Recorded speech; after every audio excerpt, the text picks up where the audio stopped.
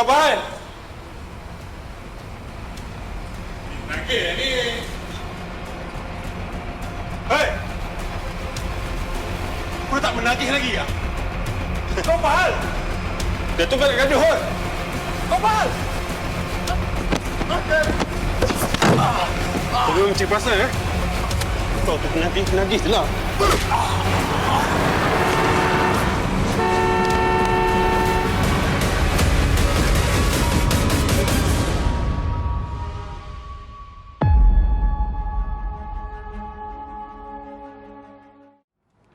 Assalamualaikum warahmatullahi wabarakatuh dan salam sejahtera. Terima kasih kepada pihak AADK atas kesudian untuk menjemput saya untuk membincangkan tentang video yang telah ditunjukkan tadi.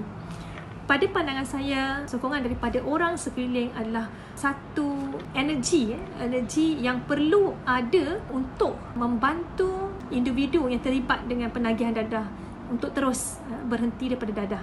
Saat di mana seseorang itu menyatakan bahawa dia ingin berhenti daripada penagihan dadah, sebenarnya apa yang tersirat di situ adalah dia menyatakan bahawa dia memerlukan sokongan anda.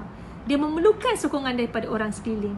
Sebab itulah dia berani untuk menyuarakan bahawa dia nak berhenti daripada penagihan dadah. Sebab itu kita tidak boleh putus asa dan meletakkan stigma ke atas pernyataan tersebut.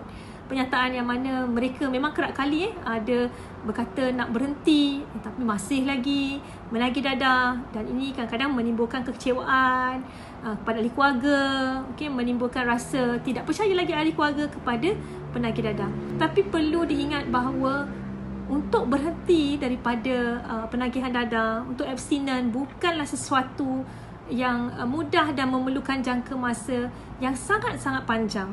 Memerlukan usaha yang sangat kuat, bukan sahaja usaha yang sekadar di mulut, tetapi memerlukan dorongan yang kuat daripada dalaman diri seorang penagih dadah. Mengapa saya katakan sokongan sosial adalah penting? Kerana apabila seseorang penagih dadah itu ingin berubah, ingin berhenti daripada menagih dadah, sebenarnya mereka berjuang untuk melawan keinginan, kerinduan mereka terhadap dadah, melawan kesan fisiologi yang berlaku akibat pengambilan daripada dadah sebelum ini. Ia bukan satu perjuangan yang simple. Perjuangan yang memerlukan ketahanan mental untuk melawan. Itu dah merupakan satu tekanan besar. Bayangkan kalau mereka tidak mendapat sokongan. Mereka mendapat stigma contohnya daripada orang sekeliling. Bayangkan begitu. Maka tekanan yang itu merupakan tekanan kedua bagi mereka. Tekanan lain bagi mereka, tekanan kedua ni. Jadi imagine berapa banyak tekanan yang mereka sedang hadapi. Banyak tekanan. Berbanding dengan mereka mendapat sokongan sosial daripada orang sekeliling. Sekurang-kurangnya tekanan yang dihadapi hanyalah tekanan antara dia dengan kesan fisiologi yang berlaku akibat pengambilan dadah tadi. Mereka berjuang sendiri, berjuang dengan diri mereka bagaimana secara mentally, untuk berperang dengan kerinduan dan sebagainya. Cukup itulah. Jangan kita tambah lagi dengan tekanan-tekanan yang lain. Jadi kita support. Kita bagi sokongan kepada mereka untuk terus berjuang, melawan segala tekanan dalaman tadi. Ada kalanya kita sebagai orang terdekat, kita tak tahu bagaimana bentuk sokongan yang perlu diberikan kepada mereka ni. Bagaimana sebenarnya? Kita tahu bahawa sokongan sosial penting, tapi kita tak tahu nak berikan bagaimana. Pada pandangan saya, sebenarnya banyak bentuk sokongan sosial yang boleh diberikan. Yang pertama, sokongan emosi. Di mana kita boleh membantu menjadi seorang pendengar yang baik kepada masalah mereka. Apabila mereka bercerita, kita dengarlah. Kita dengar, dan kita jangan judgemental. Berikan mereka peluang untuk bercerita. Maka kita dengar. Katalah, apatah lagi kalau mereka sedang menghadapi masalah, Okey, kita dengar dahulu. Kita jangan terus blok dan jangan katakan bahawa saya tidak dapat membantu. Okey, mungkin ada stigma-stigma tertentu yang menyebabkan kita rasa kita tak akan membantu mereka. Tapi biar kita jadi seorang pendengar. Dengar dulu apa yang mereka katakan dan mereka merasa diri mereka dihargai kerana ada orang yang ingin mendengar masalah mereka. Katalah pada waktu itu kita tak dapat menjadi seorang pendengar yang baik, kita boleh bantu untuk menghubungkan mereka dengan orang-orang yang lain. Jangan biarkan mereka bersendirian apabila sedang berada dalam keadaan yang bermasalah.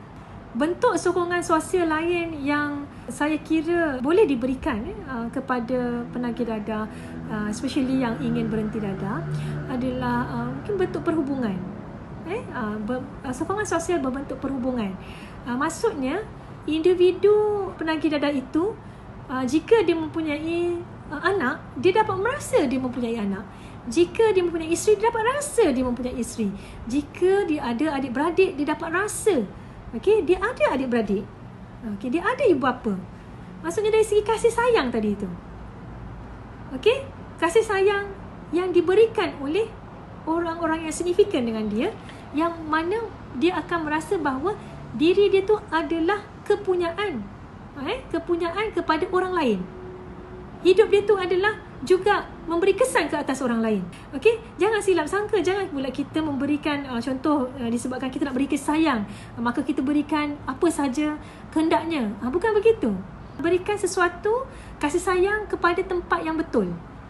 Kalau macam waktu makan, ajak mereka makan. Waktu nak solat bersama-sama, ajak dia, walaupun dia telah melukakan hati kita. Melukakan hati, contoh dia telah mengambil dadah, kan? Tapi jangan ditinggalkan. Terus lagi, jangan putus asa. Kalau birthday dia, sambut. Kalau misalnya apa saja yang dia suka, contoh dia suka makan kuih apam, sediakan kuih apam. Sebelum diminta, ni untuk you. I buat ni sekian-sekian untuk you. Supaya dia rasa bahawa dia ni kepunyaan kepada orang lain. Dan kasih sayang itu sebenarnya adalah perasaan di mana mereka dapat rasa bahawa diri mereka ini adalah sebahagian daripada hidup individu lain. Itu akan menjadi kekuatan untuk dia meneruskan kehidupan. Kadang-kadang dia dah rasa diri dia tidak ada gunanya, tapi dia dapat rasa kasih sayang dan dia rasa bahawa kalau dia melakukan, dia tidak berhenti dadah ataupun dia putus asa, bagaimana orang lain yang menyayangi dia. Yang kedua ialah sokongan dari segi informasi. Informasi ni juga penting. Informasi iaitu maklumat-maklumat yang sesuai untuk diberikan kepada mereka. Contohnya kita bagi brosur, kita tahu bila kita ada maklumat tempat-tempat yang baik untuk mereka berhenti menagih dadah, kita berikan. Kalau mereka tak ada pekerjaan ataupun memang tercari-cari pekerjaan, kita salurkan apa sahaja sumber informasi yang ada kepada mereka. Ataupun kalau kita tahu apa kesukaan mereka yang baiklah, yang boleh yang tidak mendatangkan kemudaratan, mungkin informasi-informasi yang sesuai. Contoh mereka minat memancing ataupun minat untuk ada menyatakan hasrat untuk pergi ke mungkin masjid tapi segan. Jadi informasi contoh kalau dekat masjid tu ada ceramah, kita nyatakan ada ceramah lah kepada mereka, kan, ada ceramah pada malam ni. Jadi mereka merasa mereka didahulukan. Apa keinginan mereka dihargai oleh kita kerana kita menyediakan informasi tersebut.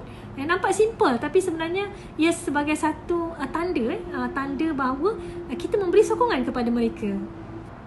Jadi saya suka untuk mengajak semua penonton untuk terus memberikan sokongan sosial kepada mereka yang ingin berhenti dadah. Jangan berikan stigma ke atas penyataan-penyataan mereka yang nak berhenti tadi, terhadap hasrat mereka yang nak berhenti dadah. Kerana sebenarnya mereka sendiri sangat-sangat perlukan sokongan daripada orang sekeliling, walaupun mereka tidak nyatakan. Kalaulah kita sebagai orang sebagai penyokong yang penyokong kepada mereka telah berputus asa, maka kemungkinan besar mereka sendiri akan berputus asa daripada hidup mereka. Kerana kita ramai, mereka seorang. Mereka terpaksa berjuang secara dengan perasaan mereka, dengan kesukaran, dalaman yang terpaksa mereka perangi atau lawan. Jadi kita yang ramai ni, kalau kita bersatu bersama-sama dengan mereka untuk berjuang, saya kira semangat mereka akan jauh sekali lebih tinggi daripada apa yang kita fikirkan.